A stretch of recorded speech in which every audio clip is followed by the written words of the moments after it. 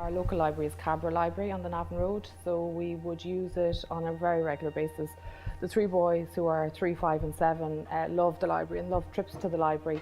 Would often ask to go more than once a week. In the past, the kids have been up the toddler groups when they've been younger, so it's kind of come from a very young age. It's such a valuable local service and probably underused and underutilised by a lot of young children, where really there's a huge amount to be gained. I mean, the kids absolutely adore reading, and when we come to the library we don't just get one book, we get 20. So we have everything from sort of Peppa Pig to David Walliams and Roald Dahl, so it's kind of spanning the ages. I suppose it just instills that love of reading, and that kind of, I suppose there's no fear around reading or the type of books. Like, the kids are out there picking adult, nearly Star Wars books that there's absolutely no chance they can read, but they think, yeah, I want that, you know. We've been coming for kind of the guts of 8 years, and it's interesting, I suppose, that it's the children really that has driven me towards the library, sort of kind of again all these years later. And maybe it's just when you have children that you kind of think about it again, you forget about it maybe with work-life balance oftentimes not being so brilliant. What's the most valuable thing? Well, I suppose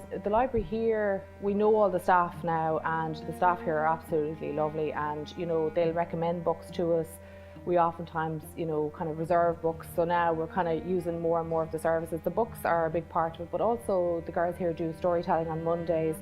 Last summer, Dara did a drama workshop here, which went on for a week. I think it was maybe in the afternoons for a week, and it was absolutely excellent. You know, at the end of the week they did a play, and it was as good as anything that you'd pay, you know, 150 euros for. I think it was free, you know. I mean, there's just multiple facets to it, but I suppose for us right now, it's valuable in a massive way from the kids' perspective and what they get out of it. From our perspective, it's free, and it's logistically very easy to get to, so it ticks a lot of boxes for us. With the storytelling, we have the toddler groups as they would have been babies.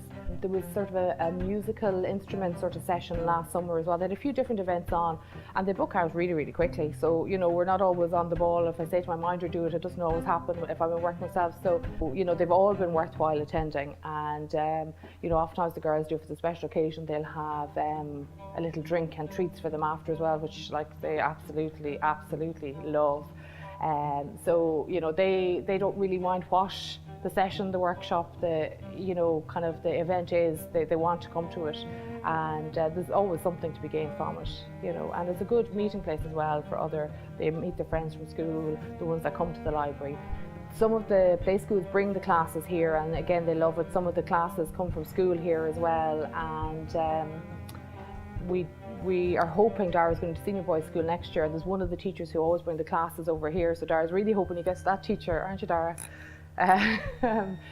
We actually have his name on the list, so Dara's a bit kind of, I don't know about a book club now, but I mean, considering the amount of books we get through, I was going, it'll be really enjoyable, and the girls outside were really selling the idea to us. Again, there's a huge waiting list for all of these things. We'd probably be in the library, I'd say, once a week. On holidays, I suppose it depends when I'm not in work. So we like to come once a week, definitely. Say if I was off for the week, there's been weeks where we'd be up every day, which sounds a bit mad, but again, it's, you know, it's so easy to get to, and the kids get through the book so quickly. Or if it's a DVD, if it's holiday time, you know, we might get a DVD, and you're getting the books that are in Eason's or the DVDs. I mean, they're so up to date. You know, it kind of makes it crazy in a way to buy brand new books, because the kids just go through them so quickly. Brilliant way of having access to all the books whilst not having to pay for them, but also not having to store them, because we have so little space in houses in Dublin, I think.